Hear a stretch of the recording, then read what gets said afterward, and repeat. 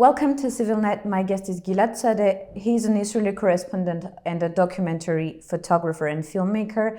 Gilad was present in Karabakh during the 2020 war with Azerbaijan. He is now publishing a book with his photos and notes about Karabakh in times of peace and war. The book's name is Portrait of Paradise Lost. Thank you for joining us, Mr. Sade.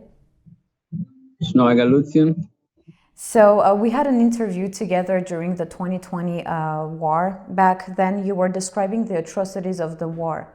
How does the book reflect the experience you've been through? The book is not only reflecting my experience during the war of Artsakh in 2020, it's also reflecting years of documentary project which made before the war began and also after. And for me, it was, as a documentary photographer and filmmaker, it was just seeing such an event happening. And, you know, like when I was in Karabakh first time, and I had this imagination that I'm going to meet these rebellions, people which are very brutal, and you know, the only information I found was just something bad about the people living there. And I came first time, I found so nice people and so amazing villagers that just gave me whatever they didn't even have. And then seeing that and seeing the war and seeing how it was after made me, in a way, very sad, because I could see during these 5 years of working in Artsakh the dehumanization against the people living there. And that's what I wanted, why I wanted to dive into the story and show the life of the people there. Who are they? Why they live there? Why they live in Hadut region, which was like my second home almost. And how is important for those people. Because when I saw those churches and the places that were in the top of mountains, in the valleys, in the villages, the old villages, some of them were like, you know, so important for Armenians, and I could understand that just when I was there. And then when I came to the war and I saw the Battle of Shushi and I saw the retreat from Hadrut and the post-war days when the Russians went there, I could just see that nobody in the world cared about that. And in my opinion, it was mainly because of the dehumanization and because of it was unknown. And I think that people need to know about that, because with this the reflection of this story, you can learn a lot about the Artsakh and Armenia, but you also can learn a lot about the life in post-USSR. And we see that there are many conflicts and many issues, and nobody care about this small region, but it is very important, not only for Armenians, it should be important for other people. Mm-hmm. So you started documenting life in Karabakh, as you said, in 2015, in times of peace then.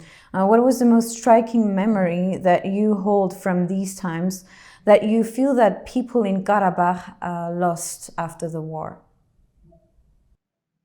I think that like one of my first memories was the first memory was entering Artsakh from Kalbajar, and the experience in the border. I went to a passport control and I had this like idea that I might need to even have, you know, I will be forced to pay something to the people in the border. But in fact, they invite me to eat and drink with them, and we made genats and another genats, and I was like totally drunk when I left this border control, because these people, they didn't saw many foreigners back then, and they just wanted to invite me, and they forced me to eat and drink and tell me how nice is everything there, and that I don't need to worry, and that everything is okay.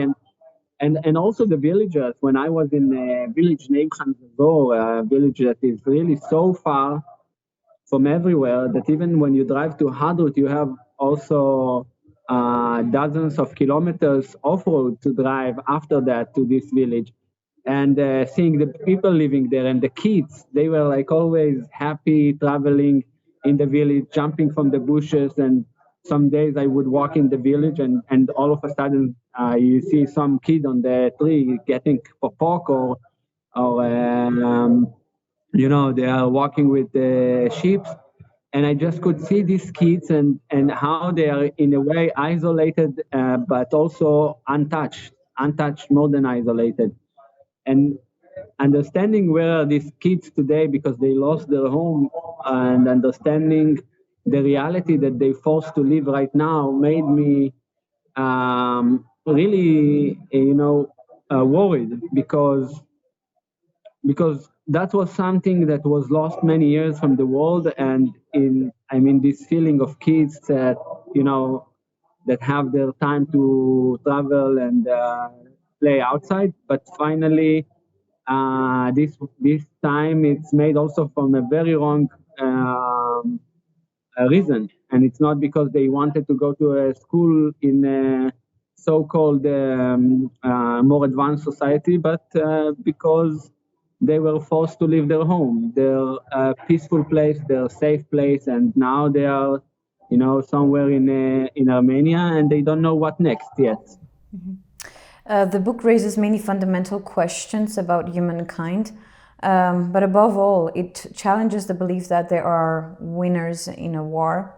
There is one quote of a friend of yours that remained in your mind, and it is, "Why we are only resting in peace, why don't we live in peace?" So what does this quote say about war? I grew up in a conflict. I'm from Israel, and I grew up in the West Bank, where was the most brutal part of the Israeli-Palestinian conflict. And when I was a kid, my first memories are memories that related to war. They are memories that related to gunshot to bombing. And I met this a few years ago. I met people from Gaza. We learned in Israel, and Palestinians also learned in Palestine, that the other sides do not be trusted. They are aliens, they are animals, they are dangerous. And I met these guys, and we became very good friends. And one day he told me, like why we are always like just focusing on this war, and we had this conversation, and he said this sentence, and I just thought about it, and like why don't we live in peace? Why don't we we just see the good part of life? Why we are focusing on the conflict? But of course there are other powers who push us many times for this, and I don't think that it's such easy to make peace and to overcome conflict, but I think it's possible. That's first. And the second thing is that we always get the stories that someone win a war. We as Israelis, we learned about that. We are learning about different wars and how we won the wars. But in fact, when I think about it, when I see my family members who were killed or injured, and they're living with the post-trauma or with disabilities, and I see also the other side with this, and I think about that, and I said, what kind of a winning is this? How you can win a war if you actually lose? Who is the winner in the war? Is that the people? Are this the governments who win the war? Who actually win the war? The winning is just a narrative. In fact, everyone loses in the war, and there is no status quo in a conflict because nobody wants to live in conflict. And in fact, the conflict of Karabakh is unsolved so far. And right now, there are many Armenians who want to fight and get back the Hadut regions and other regions. And it might be a circle, but in fact, if we want to live in a better life and actually be the winners, we need to understand that we must solve the problems. And if all sides will always have to fight, it will be a big problem for the people. And in fact, when I was in Shushi and I saw, we were ambushed by Azerbaijani forces, I was almost killed. And that was in the 7th of November. I remember that in the 13th of November, I went back to the same area where we were ambushed. And we were basically walking between, it's very hard to say that, but the corpse of Azerbaijani soldiers, and I look at them, while all the people in Azerbaijan were going to the street these days and celebrating the winning of the war, there were hundreds of bodies of their people in the field, and that's not a winning. It's impossible. Okay. So let's talk about the post-war. After 44 days of war, a ceasefire was signed. Armenians felt that their voice was not heard by the international community and that very few countries cared about the plight of Armenians who were facing ethnic cleansing. Unfortunately, a war started in Ukraine and innocent people are now living what Armenians experienced. Their voices, although are being heard as most of the globe condemns the Russian invasion. Is there a discrepancy between different national groups in time of war? Would you say that there are more important nations than others in a war context? This is a very harsh question, and the answer is very harsh as well. Unfortunately, I think that there are few reasons why it looks like that right now, and the main one is that in the most honest way I can answer that when I was exploring Artsakh for 5 years, I never heard any of the Armenian community out of Armenia, any of the diaspora group, saying there's Artsakh and this place is where Armenians live and they seek for independence and safety and for recognition. And unfortunately, people just thought, okay, we are living there, they are living there, and nobody made a diplomacy. And it's very, very sad because by the end, for 30 years, the Azerbaijanis dehumanized the people there while you could not hear the Armenian voice. And the other reason that people could not hear the Armenian voice was because many people don't care for the Armenians. You can see that with the Armenian genocide, nobody wants, almost like very few countries recognize the Armenian genocide. And that's something that, sometimes I'm trying to understand why. I'm trying to understand what is the difference between Armenian people and Ukrainians, Armenian people and Syrians, Armenian people and Israelis. And I think is that the main reason is that Armenian voice were not heard enough. And now is the time that people need to understand that these people in Artsakh right now, they might face another genocide, another ethnic cleansing, and that's why actually I want to have this book, why I put 6 years of my life into a book that can show those people life and everything that were there, because there is a chance that some of the places that I photographed in different regions in Artsakh will never exist anymore because they will be destroyed right now. They're under Azerbaijan forces, and they don't want the Armenian remains to stay there.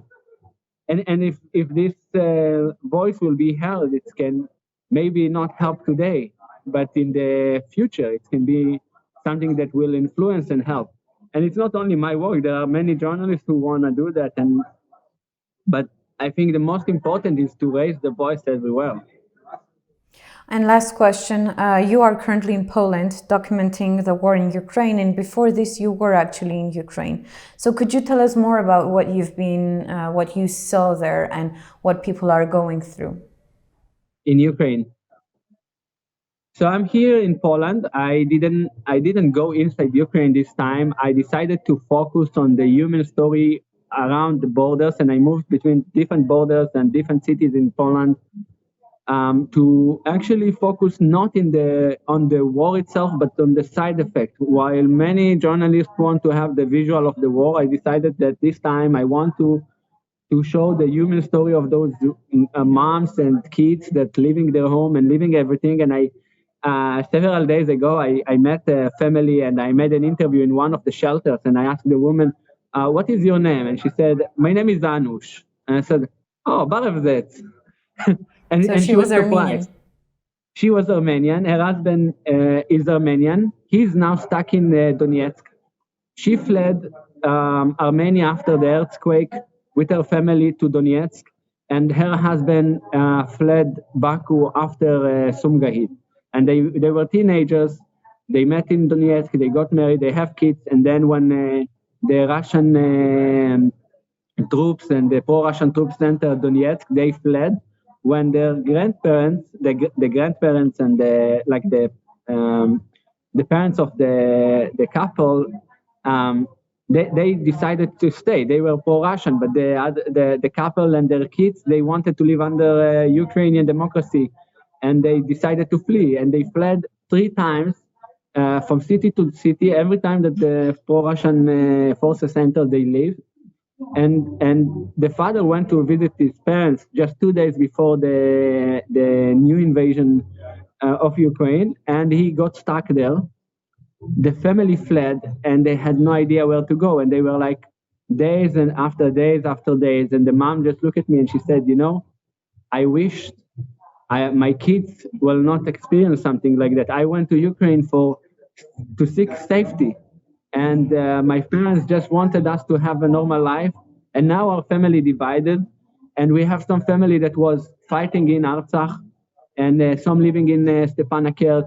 And we are all over just with conflict.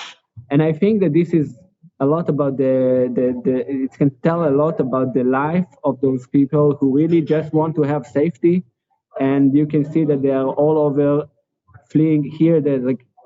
It's impossible even to process that emotionally so far for me, because there are so many stories, and I always try to dive into the people's story and listen to their experience. And I met guys that flee from Iraq to Yemen, and from Yemen to Emirates, and then they decide, okay, let's go to a European country. They left and they had to flee again.